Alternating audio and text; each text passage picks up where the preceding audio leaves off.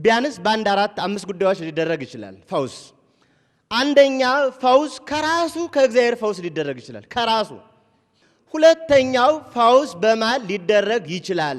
በቅዱሳን አባቶች ሊደረግ ይችላል ፈውስ። ሶስተኛው ፈውስ ማጠቃለያ እንድትረዱልኝ ስለ ሰውየው እምነት ሊደረግ ይችላል። ሰውየው በእንተን ለመጹ ይትፈወሱ ይላል ቅዱስ ዮሐንስ አፈወርቅ። ስለመጣው ሰው ፈውስ ሊደረግ ይችላል። አምኖ መጥቶ ሊሆን ይችላል። በዚያ በመጣው ምክንያት ሊደረግለት ይችላል። አራተኛው ፈውስ በአጋንንት ሊደረግ ይችላል። አምስተኛ ፈውስ በእጽዋት ሊደረግ ይችላል። ምናኔ ማለት 3 ናቸው። ረድ ዘበ ጥባት ጨክኖ የሚያገለግል የሚላላክ ረድ አገልጋይ፣ ባህታዊ ዘበህዳ ጸጥ ብሎ የሚኖር ባህታዊ ብቸኛ ህዱ፣ ድዊ ዘባኮቴ ታግሶ ደዌን የተቀበለ ባለ ደዌ ይላል። አባታችን አቡነ ተክለ ሃይማኖት በእረፍታቸው ጊዜ እግዚአብሔርን ጠየቁት። ጌታዬ ሆይ እባክህ ሰማዕት እንድሆን ፍቀድልኝ አሉት። አንድ ቀረች፣ ብሕትውናም ሐዋርያነትንም ሌሎችንም በፈቃድ ፈጽሜያለሁ፣ ግን ሰማዕት እንደሆናል። ወዳጄ አትሞትም በሰይፍ ግን አለው። ታዲያስ የሰማዕትነት ዋጋ የምታገኝበት ደዌ እሰጥሃለሁ አላቸው። ያንን ደዌ ተቀብለው ሰማዕትነት ሆናቸው አለፉ። ከ70 ዓመት ደዌ በኋላ እግዚአብሔር ተገልጾ ይበቃሃል ብሎ ፈውሶት 14 ቀን ጸልዮ እንደገና ደዌውን አስመልሷል። አንድ አባት ምን ነው ጌታዬ ምን ብጠላይ ነው ያዳንኸኝ አለው። ደከመህ ይበቃሃል ብዬ እንዴ ይሄ ደዌ እኮ ልጓሜ ነው፣ ልጓሜን ወስደህ ፍቅርህን በምን አውቀዋለሁ አለ። ሲጀመር ክርስቶስ ሕማምን ሞትን ቀምሶ እንዳሳየን ሰማዕታት በስለቱ መነኮሳት በደዌው ሰብአ ዓለም በዚያ ተሳትፎ እየኖርን ክርስቶስን በሕማም ምን መስልበት ግብር እንጂ ይሄ የዓለም ደዌ ሕማም መከራ የግዴታ ነው እንዴ? እኔ አንድ ባልና ሚስት ተጣልተው ለእርቅ ሂጄ ያገኘሁትን ልንገራችሁ። ሚስት ከባል ጋር ትጣላለች።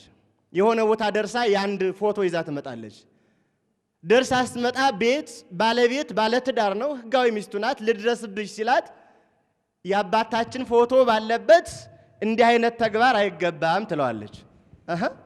የእመቤታችን እዚህ አለ፣ ቅድስት ናት፣ ድንግል ናት፣ ንጽሕት ናት። እዚህ መድኃኔዓለም አለ፣ እዚህ ሚካኤል አለ፣ እዚህ ሩፋኤል አለ። እነዚህ ሁሉ ስላት እያሉ ልጅ ወልደናል። እንዴት አባንተና ቤቴን ይፈተዋል? ወይ መንፍቀሻል ወይ ደግሞ የተሳሳቱ ካለ መምህራን ይምጡ ይፍረዱኝ ብሎ ሄድን። እኔ ባባ አትምጡብኝ አለች። ገና ስዘጋው አትምጡብኝ፣ እሳቸው እንዲህ አድርገውኛል። ምን አድርገውልኛል? ችግሩን ልንገራችሁ። አንደኛ ቆሮንቶስ ምዕራፍ 1 ቁጥር 10 ሰው ከተነጅነት ማዕረግ ሲደርስ፣ ልበሉ፣ ሰው ከተነጅነት ማዕረግ ሲደርስ አነዘ ጳውሎስ ወአነዘ ኬፋ ወአነዘ ክርስቶስ ወአነዘ ጳውሎስ፣ እኔ አጵሎስ እኔ ኬፋ እኔ ጳውሎስ ነኝ ይላል። ተነጅ ሲሆን ክርስቲያን ሲሆን አነዘ ክርስቶስ ነው ምንለው እኛ። እኔ ክርስቶስ ነኝ ነው ምንለው። ክርስቲያን የአጥማቂነት ፈቃድ፣ የፈዋሽነት ፈቃድ፣ ፈውስ በፈቃድ ይሆናል። ይሄማ መመዝገብ ነው። እዚያ ይሄ ፈውስ ማን ይሄ ምንድነው የሚባለው? ፋርማሲ ላይ ካለ የሚመዘገብ ካለ ስነ መድኃኒት ተመዝግቦ እዚያ ይቸርችር፣ ወይም ደግሞ የኢንቨስትመንት ፈቃድ አውጥቶ እዚያ ይነግድ። ቤተ ክርስቲያን ፈቃድ አይደለም፣ ይሄ ሕይወት ነው። ለዚህ ትውልድ ለክርስቲያኖች ምን ያስፈልጋል ብዬ ሳስብ የፈውስና የድህነት ትምህርትን ለይቶ ማወቅ የመጀመሪያው ድርሻ ነው። የፈውስና የድህነትን ትምህርት። ፈውስ ማለት ከስጋ ደዌ ቁስል ከጊዜው ሕማም መፈወስ ማለት ነው። ከጊዜያዊ ቁስል ካመመን ከሚጠዘጥዘን ከሚወጋን ነገር መፈወስ አፋዊ ይባላል። ድህነት ማለት ደግሞ በጥንቱ ስንመጣ በሰው በአዳም ስተት ምክንያት በደል ወደ ሰው ልጆች ገብቶ መድኃኔ ዓለም ክርስቶስ ወደዚህ ዓለም መጥቶ የሰጠንን መሰረት አድርጎ ቢያንስ 6 ጉዳዮችን አሟልቶ መሄድ ይባላል። ድህነት የሚባለው የሚያሟላው አንደኛ ለመዳን ሃይማኖት ያስፈልጋል የሚያሟላው። ሁለተኛው ለመዳን ጥምቀት ያስፈልጋል። ዝርዝሩን ሂዱት በመጽሐፍ ቅዱስ ያመነ የተጠመቀ ይድናል ሞልቷል። ሶስተኛ ለመዳን ቅባ ሜሮን ወይም አንብሮተ እድ በየንተ አንብሮተ እድ ሐዋርያት በአንብሮተ እድ ኋላ በቅባ ሜሮን የሾሙበትን ማህተም ያስፈልጋል። አራተኛ የክርስቶስ ሥጋና ደም ያስፈልጋል። እኒህ ሶስቱ በአንድ ጊዜ የሚፈጸሙ ናቸው። አምስተኛ የቤተ ክርስቲያን አካል ማህበር መሆን ያስፈልጋል። የቤተ ክርስቲያን አካል ቤተ ክርስቲያን የምትባለው ደግሞ ታስታውሳላችሁ፣ ሰማያን መላእክት፣ በገነት ያሉ ነፍሳተ ቅዱሳን፣ በህብረ ሕያዋን ያሉት ሕያዋን፣ በብሔረ ብፁዓን ያሉት ቅዱሳን፣ በዚህ ዓለም ያሉት ስውራን እንዲሁም ግሁሳን እና በተጋድሎ ዓለም የሚኖሩ የክርስቲያኖች ጉባኤ አንድነት የዚህ ጉባኤ አካል መሆን ያስፈልጋል። ስድስተኛ በጎ ሥራ መስራት ያስፈልጋል። በእነዚህ 6 ጉዳዮች የሚጓዙት ነው ነገረ ድነት ማለት። የመዳን ትምህርት የሚባለው ይሄ ነው። የመዳን ትምህርት ሂደታዊ ነው።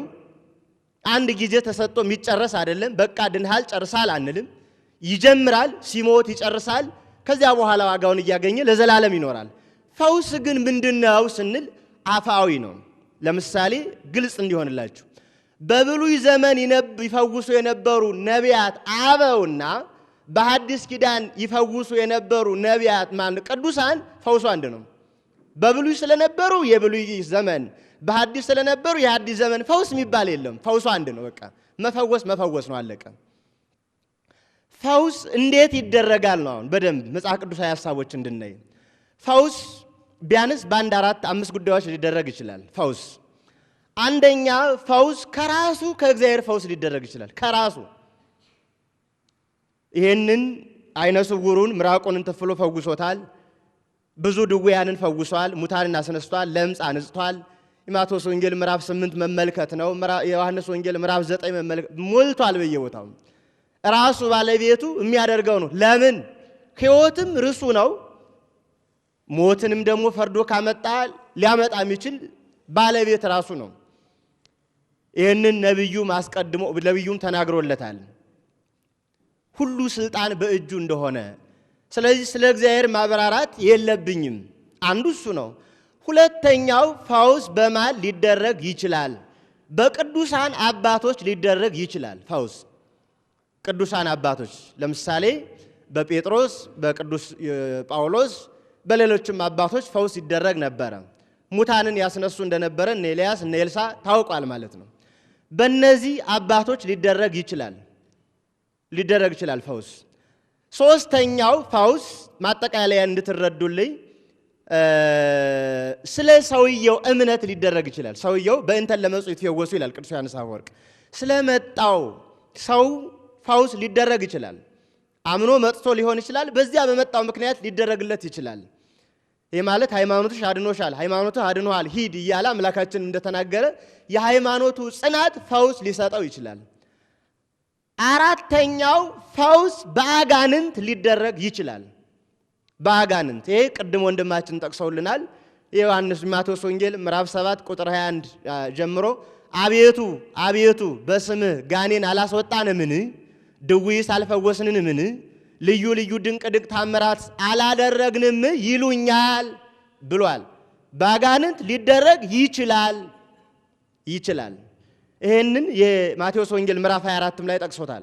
ቢቻላቸውስ ድንቅ ታምራትን ያደርጋሉ። አያደርጉም አላለንም። ራሱ ነው ያለ፣ ባለቤቱ ነው ያለ። ያደርጋሉ። ቢቻላቸው የተመረጡትን ሁሉ ሊያስቱ ይችላሉ አለ። ምን አይነት ታምር ነው የሚያደርጉት ካል ራቁት ሆኖ አይቀርቡም። ራቁታቸውን ከክርስትና የራቀ ማይሰብክ ወንጌል የለው ጥቅስ የሌለው ሆኖ ከመጡማ ማን ይቀበላል? የለበሰ ራቁት ያልሆነ ቅርብ የሆነ ግን ፈዋሽ ሆኖ ሊገለጽ ይችላል። አምስተኛ ፈውስ በእጽዋት ሊደረግ ይችላል። በእጽዋት አሞን ሕክምና ሄደን ተፈጉሰን ልንመጣ እንችላለን። ከደዌያችን የተነሳ ለእጽዋት የሰጠ አቅም ጸጋ አለ። ባለመድኃኒቶች ህሙሙን ይፍሽታል። ህሙማን ይፈቀዱ ለዐቃቤ ሥራይ የማቴዎስ ወንጌል ምዕራፍ 9 ተገልጧል። በሌሎች መጻሕፍት ተገልጿል። እነ ኢሳይያስ ቆጽለ በለስ እየቀቡ ይፈውሱ ነበረ። በእንዲህ አይነት ፈውስ ሊደረግ ይችላል። ይሄ ፈውስ ምንድነው ነው ጉዳዩ። ይሄ ፈውስ ለማን ነው የሚደረገው? ምንድን ነው ፈውስ የሚደረገው?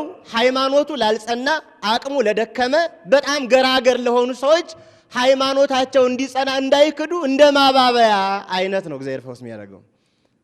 ፈውስ ለምን እንደሚደረግ እንድታስቡ ፈልጋለሁ። እንዴት ነው ጉዳዩ?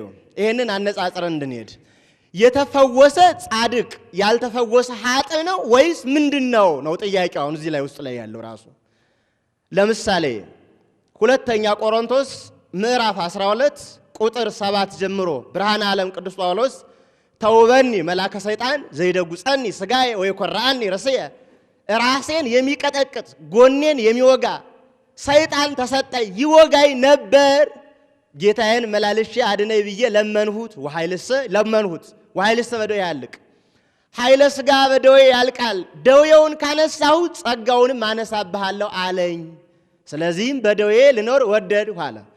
ቅዱስ ጳውሎስ ሌላውን ይፈውሳል ራሱ አልተፈወሰም። ለምን? ደካሞችን ይፈውሳል እሱ ግን ጽኑ ነውና በዚያው በህመሙ ይቀጥላል። ታዲያ ቅዱስ ጳውሎስ ኃጢአተኛ ነው?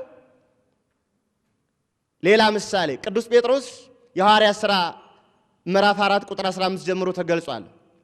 ከመይጽሖሙ ጽላሎቱ ለጴጥሮስ ወርቅና ብር የለኝም ካለ ይሰጥሃለሁ ተፈወስ ይለዋል፣ ተነስ ይለዋል። የጴጥሮስ ጥላ የሚነካቸው ሁሉ ይነሱ ነበረ። ራሱ ጴጥሮስ ግን ምን ይለዋል? ወኮነ ድውየ ሥጋ ድውይ ነበር ይለዋል። ድውየ ሥጋ ቅጥቁጥ ነበረ። ታዲያ ቅዱስ ጴጥሮስ ራሱ ደዌያማ ነው፣ ሌሎችን ይፈውሳል። ለራሱ ያልሆነ ለምንድነው ነው ጥያቄው።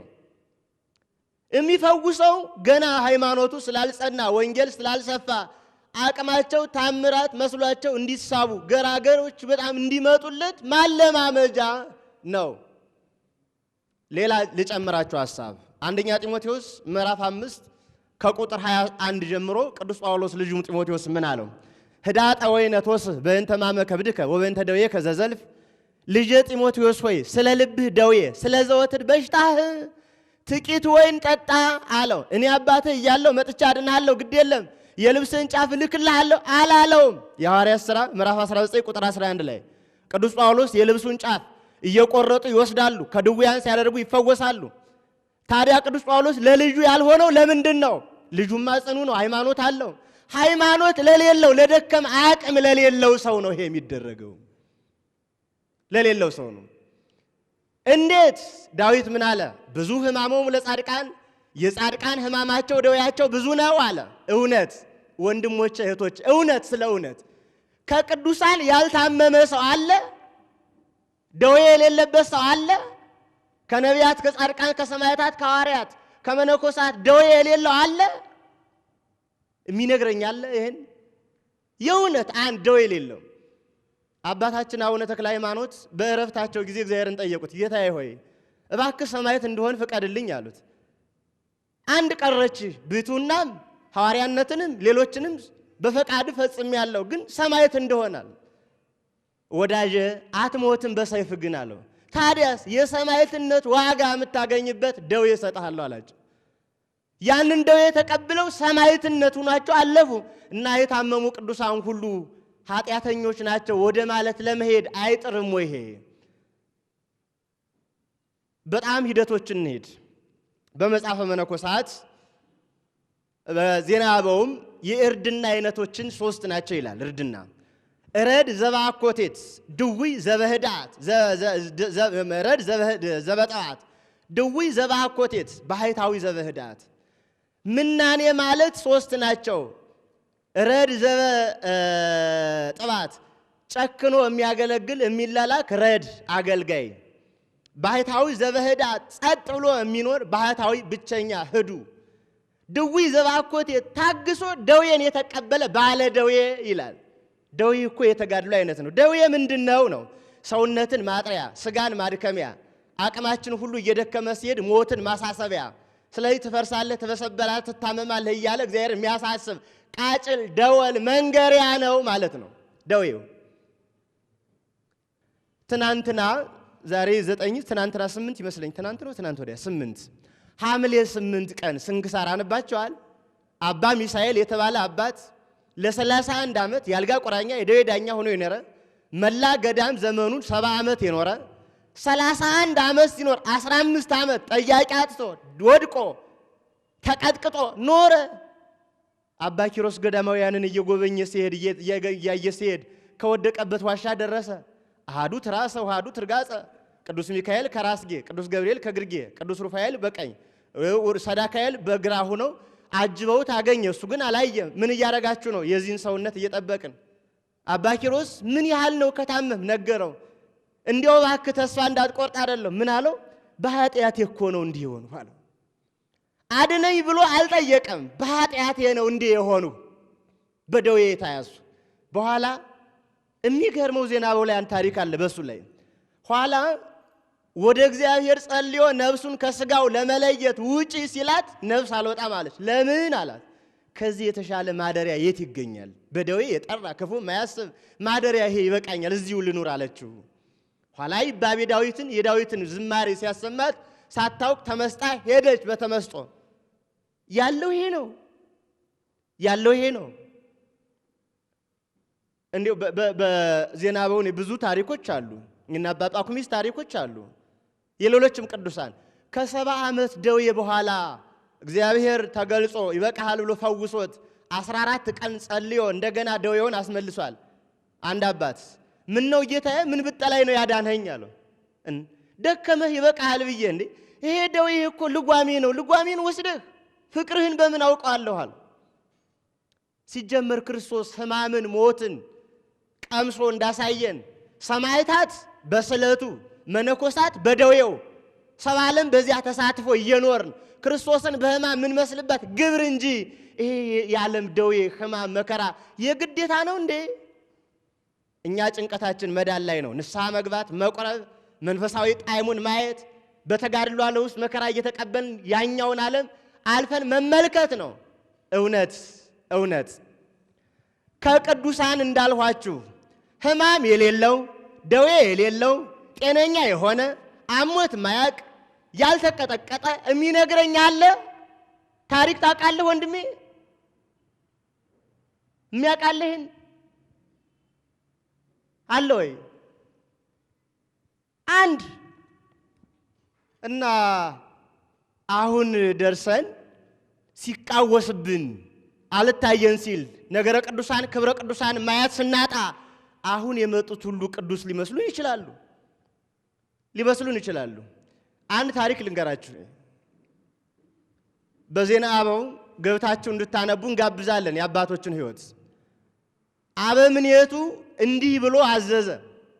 ለነገ እዚህ ገዳም ያላችሁ ሁሉ የማህበር ሥራ ስላለ እንዳትቀሩ ብሎ አወጀ። መነኮሳቱ ሁሉ የነገውን የማህበር ሥራ ለመስራት እያሰቡ አደሩ። ሲነጋ ሙታን ከመቃብር ተነስተው ወደ ማህበር ሥራ መጡ።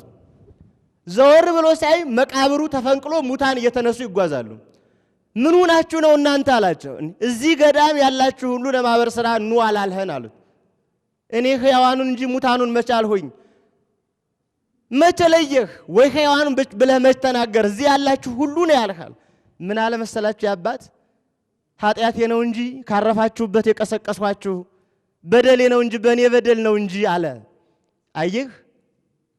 አየህ እነንተን ይሄን ቢያገኙ ዩቲዩብ ይበቃቸዋል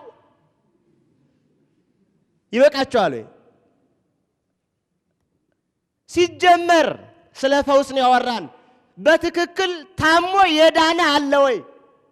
በትክክል ቅድም እዚህ አንድ አባት እንደተናገሩት ካንሰር አሞት በዚያ ደዌ ታሞ በትክክል ኋላ መዳኑን ቸክ ተደርጎለት ተረጋግጦለት የዳነ አለ? በነገራችን ላይ ስለማስጮህ ስለማስለፈለፍ ብዙ ጊዜ አውርቻ ቃለሁ ነው። ምናልባት እንደሌላ ከወሰዳችሁ አላቅም። ይህን ነገር የሰይጣን መንገድ ላለመስጠት ዘግተነዋል እንጂ ይሄ ማስጮህ ማስለፍለፍ ያዘው ላቀው በጣም ማስጮህ እኔ አውቀዋለሁ። ይሄንን የምር አውቀዋለሁ። ተንኮሉን አውቀዋለሁ። የምር ነው የምላችሁ። ሕያው እግዚአብሔርን አውቀዋለሁ። ይሄንን በጣም ቀላል ነው እና በቅቼ ነው ማደርገው። ይሄ ጸዋት ጠባይ ያላቸው የሚደረጉ ነገሮች አሉ፣ አደርገዋለሁ።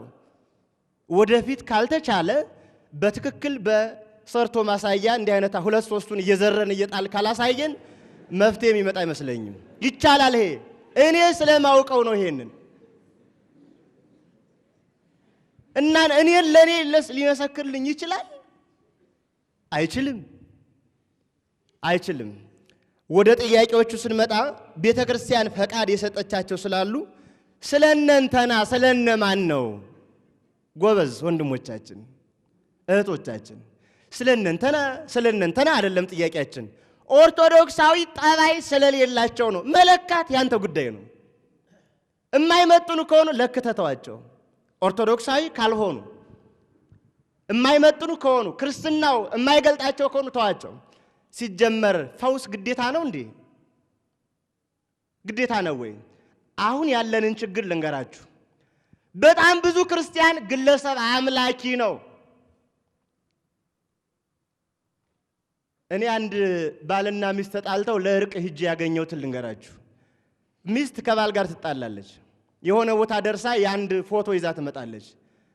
ደርሳ ስትመጣ ባለቤት ባለትዳር ነው፣ ህጋዊ ሚስቱ ናት። ልድረስብሽ ሲላት የአባታችን ፎቶ ባለበት እንዲህ አይነት ተግባር አይገባም ትለዋለች። የእመቤታችን እዚህ አለ፣ ቅድስት ናት፣ ድንግል ናት፣ ንጽሕት ናት። እዚህ መድኃኔዓለም አለ፣ እዚህ ሚካኤል አለ፣ እዚህ ሩፋኤል አለ። እነዚህ ሁሉ ስላት እያሉ ልጅ ወልደናል። እንዴት አባንተና ቤቴን ይፈታዋል? ወይ መንፍቀሻል፣ ወይ ደግሞ የተሳሳቱ ካለ መምህራን ይምጡ ይፍረዱኝ ብሎ ሄድን። እኔ ባባ አትምጡብኝ አለች። ገና ስዘጋው አትምጡብኝ፣ እሳቸው እንዲህ አድርገውኛል። ምን አድርገውልኛል? ችግሩን ልንገራችሁ። አንደኛ ቆሮንቶስ ምዕራፍ 1 ቁጥር 10 ሰው ከተነጅነት ማዕረግ ሲደርስ፣ ልበሉ፣ ሰው ከተነጅነት ማዕረግ ሲደርስ አነዘ ጳውሎስ ወአነዘ ኬፋ ወአነዘ ክርስቶስ ወአነዘ ጳውሎስ፣ እኔ አጵሎስ፣ እኔ ኬፋ፣ እኔ ጳውሎስ ነኝ ይላል። ተነጅ ሲሆን ክርስቲያን ሲሆን አነዘ ክርስቶስ ነው ምንለው እኛ። እኔ ክርስቶስ ነኝ ነው ምንለው። የእንተና ነኝ የማን እግዚአብሔር ነው? የበቃ የነቃ ቅዱስ ነው እንዴ? እስቲ ቆይ እኔ በዜና አንድ የባህታዊ አንድ ቅዱስ አባት ታሪክ ልንገራችሁ። ገዳማውያንን እየጎበኘ እያየ በረሃ ለበረሃ ሲንከራተት አንዱ ዋሻ ደረሰ። እጁን ጸፋ። አባ ጎጣና አየው። ለ60 ዓመት ከሰው የጠፋ ሰው ነው። ስም ማን ይባላል አለው። ማን? ስም ማን ይባላል አለው። ጠፋው ስሙ።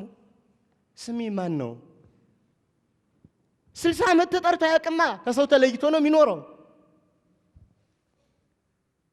ስማቸውን እንኳን የማያውቁ አበው ያሉባትን እንዴት እንደሌለ ሊታይ ይችላል? ጎበዝ። አንዳንዴም ብሕትውና መለካት ስላልቻልን፣ ብቃትን መለካት ስላልቻልን፣ አይ ጸጋ ነው ይሄ ነገር የተሰጠ ጸጋ ነው የሚል ነው ሐሳቡ። የተሰጠ ጸጋን መቃወም ነው። የትኛው ጸጋ? ሲጀመር ጸጋ ራስን ዝቅ አድርጎ የሚገለጽ፣ በትህትና የሚገለጽ፣ በፍጹም የሚገለጽ ነው። በፍጹምነት ራስን ዝቅ አድርጎ የሚያዩት ነው። ከፍ አድርጎ የሚገለጥበት አይደለም። ስለዚህ ቤተ ክርስቲያን የአጥማቂነት ፈቃድ፣ የፈዋሽነት ፈቃድ፣ ፈውስ በፈቃድ ይሆናል። ይሄማ መመዝገብ ነው። እዚያ ይሄ ፈውስ ማን ይሄ ምንድነው የሚባለው? ፋርማሲ ላይ ካለ የሚመዘገብ ካለ ስነ መድኃኒት ተመዝግቦ እዚያ ይቸርችር፣ ወይም ደግሞ የኢንቨስትመንት ፈቃድ አውጥቶ እዚያ ይነግድ። ቤተ ክርስቲያን ፈቃድ አይደለም፣ ይሄ ሕይወት ነው። ትልቁ ችግራችን ልንገራችሁ። አንዱ ተነጅ ይሆንና የእንተና ነኝ ደጋፊ ነኝ አትንኩብኝ ሲል ይመጣና ንስሐ የማይገባ ሰው ይሆናል። ለምን? ከጻድቅ ጋር ስለሚሆን። እንዴት ጻድቅ ንስሐ ይገባል? ጻድቅ ይሳሳታል እንዴ? ከጻድቅ እንተና ጋር ከጸጋ ካለው ጋር ስለሚውል እውቀት በሱ ልክ የለ፣ ቅድስና በሱ ልክ የለ፣ በቃ መረጃ በሱ ልክ የለ፣ ከጻድቃን ጋር የሚገናኝ በሱ ልክ የለ። ከጻድቅ ጋር ስለሚውል ንስሐ እንኳን የማያስገባ ኃጢአት ነው። ነገራችን ላይ ንስሐ እንኳን የማያስገባ እንደ ጻድቅ የሚያሳይ ታስታውሳላችሁ? ዮሐንስ ወንጌል ምዕራፍ 4 ቁጥር 1 ጀምሮ ተመልከቷ፣ 6 ጀምሮ ሳምራዊቷ ሴት መድኃኔ ዓለም ክርስቶስ መጥቶ ውሃ ጠጭኝ ሲላት አንተ ሳምራዊ አይሁዳዊ እኔ ሳምራዊ ሲሆን ፎኑ ትስል ማየ ከኔ እንዴት ውሃ ትለምናለህ ስትለው ምንድን ነው ያለው? የሚለምንሽንስ ብታውቂው ማን እንደሆነ የሕይወት ውሃን ስጠኝ ባልሽው ነበር። ማየቢኒ አልቢከ ዋዝቅቱን ይሙቅ መቅጃ የለህ ውሃው ጉድጓድ ከየት አምጥተህ? እኔ ከምሰጠው ውሃ የሚጠጣ አይጠማም። ሀበኒ ጊዜ ከመይጽማ ወይምጻዜ ታዲያ እስኪ እንዳልጠማ እስኪ አሁን ስጠኝና ለጠጥቼ ልኑር አለች። ነገሩ ከበደባት። በኋላ ግን አወጣች፣ አወረደች። አንተኑ ታብ የሚያዕቆብ አቡነ አንተ ከአባታችን ከያዕቆብ ትበልጣለህ አለችው። እርሱ ውሃውን ሰጠን፣ እርሱም ጠጣ፣ ቤተሰቦቹም ጠጡ። አንተ ከሱ ትበልጣለህ ወይ ስትለው በኋላ መብለጡን ተረዳችና ምድጋዋን ጥላ ሄደች። ነገረኒ ኩሎ ዘገበርኩ ያደረጉትን ሁሉ ነገረኝ፣ ኑ ላሳያችሁ ብላ ሰው ጠራች፣ ወደ ክርስቶስ አመጣች። ያች እንኳ ክርስቶስን የተቀበለችው መዝና ነው፣ በያዕቆብ ሚዛን። እንደ እሷ እንኳ ሚዛን ከሌለን ሳንመዝን ስለምንቀበል አንዱ ችግራችን እሱ ነው። አንዳንዱ ተመቅኝታችኋቸው እኮ ነው። በማን እውነት በዚህ ዘመን ጸጋ ያለው የሚያድን እንደ ቤተክርስቲያን የሚታደግ ሰው አግኝተን ምን መቀኘን ይመስላችኋል? ችግራችን የአባት ማጣት አይደለም እንዴ? አይደለም ወይ? ይህንም አለመግባባት ነው። ስለዚህ በፈቃድ የሚሆን ጉዳይ አይደለም። ሕይወት ነው። የመዳን ያለመዳን ጉዳይ፣ የክርስትና ምስጢርን የማየት ያለማየት ጉዳይ ነው ማለት ነው። ሲቀጥልም ቤተክርስቲያን እንዲህ አይነት ሂደቷን የፈውስ ሂደቷን ማሻሻል ትችላለች ወይስ አትችልም የሚል ጥያቄ ነው። ምንድነው የቤተክርስቲያን ፈውስ? ቤተክርስቲያን ልንገራችሁ፣ 7 ምስጢራት አሏት። ከ7 ምስጢራቷ አንዱ ምስጢረ ቀንዲል ነው። ምስጢረ ቀንዲል ማለት ከቤተ እግዚአብሔር ሲበራ ያደረውን ዘይት፣ በአሁኑ ደግሞ እምነት፣ ያንን እምነት 7 ካህናት መስተበቁን ደግመው፣ በይንተ ዱያንን ደግመው፣ ወንጌሉን ደግመው 7 ካህን ካልተገደለ ራሱ አይደረግም ነው የሚለው። እነዚያ ተገኝቶ በቤተ ክርስቲያን ግቢ ውስጥ ነው የሚከናወነው። ስርዓቱ ይሄ ነው ያለው። በስርዓተ ጸበሉም እንሄዳለን፣ በየገዳማቱ እኮ አለን። አዲስ ነን እንዴ? ለዚህ ጉዳይ እንሄዳለን፣ እንጠመቃለን፣ እንወጣለን። ያዘው ሰረው ይልቀቀው እንዲህ ነው እንዴ? አይታችኋል? ጣራዎችን በጣም እናወራ ከተባልን እንዴት ነው እኔ እማድነው? በአካለ ነፍስ ታድናለህ። ሙታንን እንኳን በመሬት በሲኦል ሁሉ እያዳንህ እኮ ነው የሚባልበት ሰው ሁሉ እኛ ጋር አለን። እዚህ ትኖራላችሁ፣ የወር ዝክር የምትዘክሩ ስለ አባ ገሌ እያላችሁ እውነት በግለሰቦች ስም ስለ አባ ገሌ እየተባለ ዝክር የሚዘከርበት ይገርማችኋል። ወንድም እህቶቻችን የግለሰብ ፎቶ ከጸሎታችን አስቀምጠን ሙያል ምን ስማቸው ሰዎች የሉ? ከፎቶአቸው ላይ እንዲያስቀምጠን በበብያር ምን ስማቸው በየሰዓቱ የሉ? እመቤታችን የለችም? ሰማዕታት መላእክት የሉም? ተጋድሎ የጨረሱ የሉ? ገና ይሙት ይዳን ላላወቅ ነው። ቅዱስ ዮሐንስ ምን አለ? ዋዲ ይታውቀ ለነ ከመ ምንተ ንከውን። የአንደኛ ዮሐንስ መልእክት ምዕራፍ 4 ላይ ምን እንደምንሆን ገና አልታወቀም አለ። አልታወቅም። ፍቁረ እግዚእ ተባለ። ዮሐንስ እንዲህ አለ፣ አልታወቀም። እንሙት እንዳል ያጽድቀን ይኮንን አልታወቀም አለ። እና በእንዲህ አይነት ትሕትና የምትገለጸዋን ሕይወት እኔ እንዲህ ነኝ፣ እዚህ ደርሻለሁ፣ የፈውስ ምናምን ተሰጥቶኛል ሲጀመር አጨቃጫቂ አከራካሪ በሱ ምክንያት ንትርክ ሲገባ እንዴ ልጆች እኔ እኮ እንደዚህ አይደለም ብሎ ንትርኩን አያቆምም ነበር። እውነተኛ ሰው እኛስ እውነተኛ ሚዛን ህሊናችን እውነት መፈለግ ከፈለገ እንዲህ አይነቱን ነገር መዝነን መርዳት ያቅተናል? የእውነት ያለው ይሄ ነው።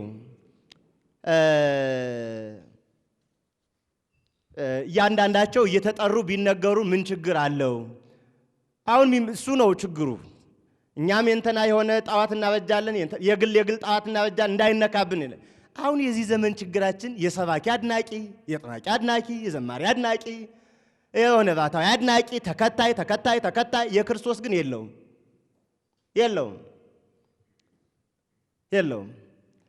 በየቦታው ያለው እንዴት አባታችን ይነካሉ?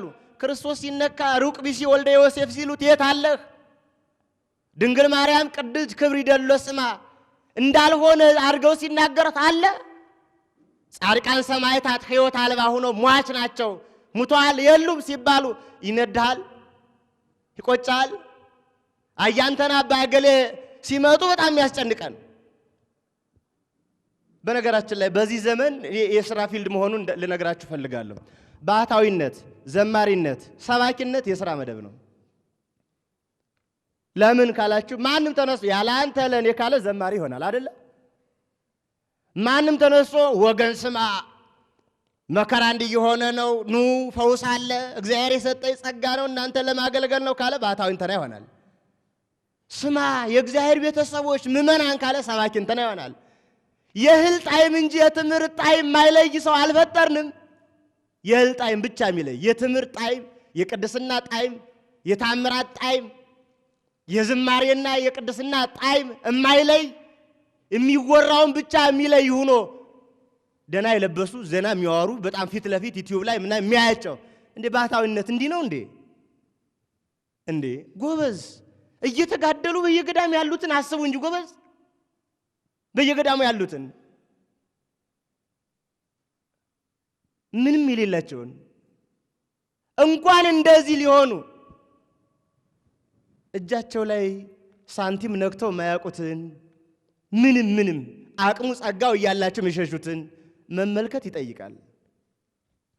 ቁመኒ በእንተ እግዚአብሔር አባ ስለ እግዚአብሔር ብለው ቆየን አነኒ ጎይ በእንተ እግዚአብሔር እኔም ስለ እግዚአብሔር ብዬ እየሸሸው ነው። እንዲህ ነው ሂደቱ።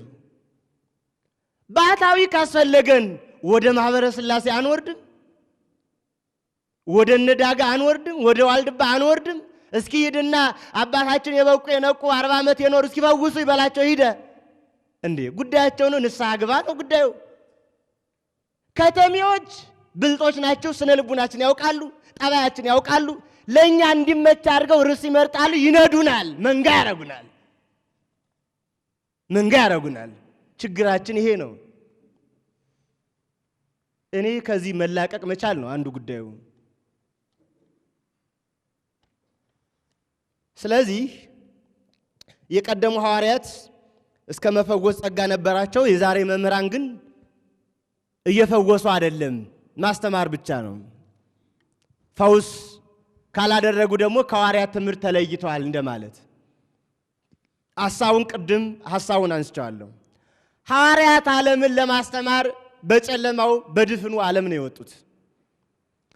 ስለዚህ መግቢያ እንዲሆናቸው ከአሕዛብ ሲላኩ እንደ መግቢያ ታምር እያደረገ ይስባቸው ነበረ። አይሁድ ላይ ክርስቶስ ብዙ ታምር አላደረገም። አሕዛብ ላይ ግን ብዙ ታምር አድርጓል። ለምን? አይሁድ በኦሪቱ ኑረዋል፣ መጽሐፍ ያውቃሉ፣ ኦሪቱን ሰምተዋል። ስለዚህ ምን አላቸው? ዘማና አመንዝራ ትውልድ ምልክት ትሻለች ብሎ ገሰጻት። አሕዛብንስ እነዚያንማ በሽተኞች ባለመድኃኒት ይሹታል ኑ እያለ ይጠራ ነበር።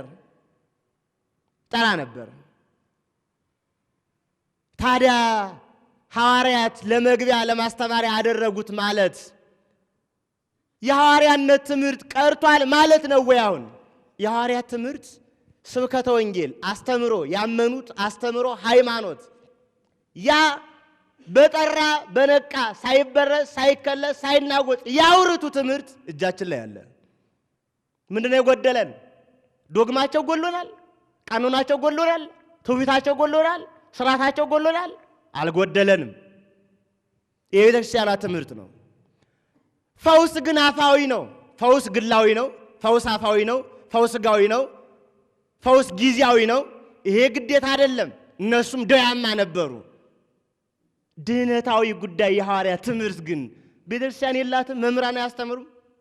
ሃይማኖትን ማያስተምር መምህር አለ። ጥምቀትን ማያስተምር መምህር አለ። ሜሮንን ማያስተምር መምህር አለ። ቅዱስ ቁርባንን ማያስተምር መምህር አለ። ቤተክርስቲያንን ማያስተምር መምህር አለ። ምግባርን ማያስተምር መምህር አለ? የለም። ከሐዋርያት ተመትረናል የሚያስብለን ይሄ ሲቀር ነው። የአፋዊ ቀረ ተብለን ተመትረናል አይባልም። ደቂቀ አስቄዋ ግብረ ሐዋርያት ላይ ተመዝግቧል። ጳውሎስ በሚያስተምርበት በሚያምንበት በናዝሬቱ ኢየሱስ ስም ውጣ እያሉ ጋኔን ይፈውሱ አልነበረም እንዴ? ደቂቀ አስቄዋ የሊቀ ካህናቱ የአስቄዋ ልጆች። ኋላ ግን አንድ ቀን ወአብደ ላዕሌሆሙ ሰይጣኑ ተነሳሳን። ለጳውሎስን ያምሮ ለኢየሱስን ያምኖ ጳውሎስንም አውቀዋለሁ ኢየሱስንም አምነዋለሁ። እናንተ እነማን ናችሁ? እኔም ሰይጣን እናንተም ሰይጣን እንዴት አዳናችሁ ብሎ ገምሷቸው ሄደ። አንድ ቀን ነገ አሟሟትን ልናይ እንችላለን። በእርግጠኝነት አሟሟታቸውን ልናይ እንችላለን። ከዚህ የተለየ ሊሆን አይችልም። እኔ በጣም በዚህ ጉዳይ ላይ እንዲገባን ላወራችሁ። አንዱ ምን አለ መሰላችሁ? ከፈዋሾቹ አንዱ ኢየሱስ ክርስቶስ አለ በገዳመ ቆሮንቶስ 3 ፈተና ተፈተነ። አባታችሁ እኔማ ስንቱን ልጆቼ እልልልልልል ጅገራገሮች ደግሞ እህቶቻችን ከክርስቶስ ጋር የሚወዳደር ባታዊ አለ ጎበዝ። ከዚህ በላይ ሰይጣን ራሱ ይህን ትዕቢት የተበታው አይመስለኝም እስካሁን ድረስ። የመጀመሪያው ነው። እኔ ሰምቼው ማውቀው የመጀመሪያው ነው።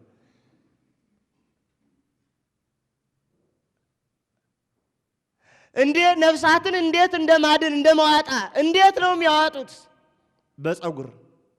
በፀጉር ነፍስ ከተዋጣ የወይዘሮ እንትና ስንት ኮኮስ የጠገበው አያድንም ነበር፣ ዓለምን ያስታርቀው ነበር። ይህም ስተት ነው። አንዳንዶች ሚሉን እንደውም አንዳንዱማ ምን ይላል መሰላችሁ? ቅዱስ ዮሐንስ መጥምቀ መለኮት አንድ ጌታን ነው ያጠመቀው፣ እኛም ገሊላ ብቻ ነው።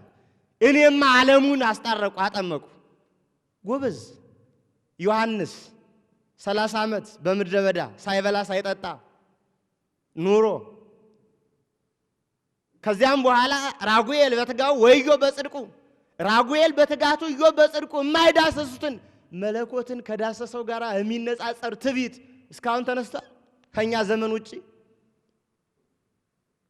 አራንዱስ እንዲህ አለ፣ በእናቴ ማይጸን እያለው ሰይጣን ሊያስወርደኝ መጣ አለ። ታው የዓለሙን ብርሃን አትንካ አልሁት አለ። ያን ጊዜ ወደ ኋላ ሸሸና ታው ዓለሙን ሁሉም ፈውስ ነኝ ስለው ትቶ የሄደ ፈራ። ዛሬም ማየት አባቱ ተልጠኝበታለሁ። ጎበዝ ነበሩ። በእናታቸው ማይጸን ያውቁ ነበር። ይሄንን እያየ እልልልል የሚል አባ እናቱ እህቶቻችንማ ይብስባቸዋል። አባ አይርሱኝ ፍትፍት እየያዘ አባ እንዴ አባት ከፈለግሽ ስንት ቅዱሳን አሉ አይደለ? እየሄዱ መለገብ ያዋጣል።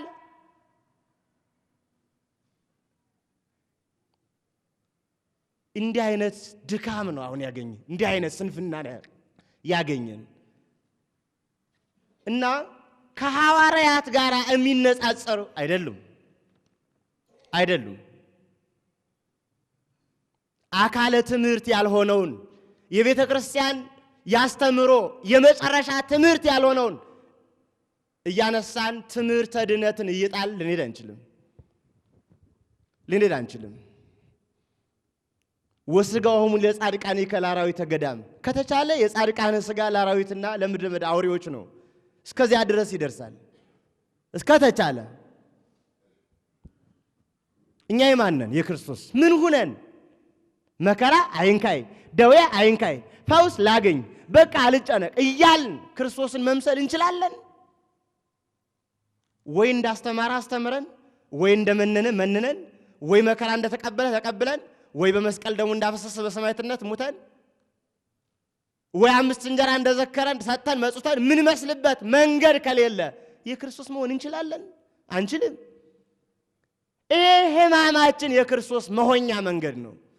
ቅዱስ ጳውሎስ ሁለተኛ ቆሮንቶስ ምዕራፍ 4 ዘርዝሮታል። አጠቃላይ እስመ ሕማምነ ዘለሰዓት ቀሊል ክብረ ወስብሐት አፈር ሂዶ ይገብር ለነ፣ ቀላሏ የዚህች ዓለም ሕማማችን አለ የክብር ክብርን አብስቶ ያደርግልናል። ሐሚመሂ ለመድኩ መታመሙን ለምጃለሁ፣ ርሂበሂ ለመድኩ መራቡን ለምጃለሁ። አንሰ በኩሉ ወስተ ኩሉ ክህል በሁሉን ይክላል፣ በመራብም በመሰደድም ለምጃለሁ ነው ያለን። በጤንነት ለምጃለሁ ብሎናል አላለንም? ከየት የመጣ ነው ይሄ? ከየት ነው? እንግዳ ጠባይ፣ እንግዳ ንግግር፣ እንግዳ ሕይወት ከየት የመጣ ነው? ከፈለጋችሁ ይሄንን አስረግጬ ልንገራችሁ።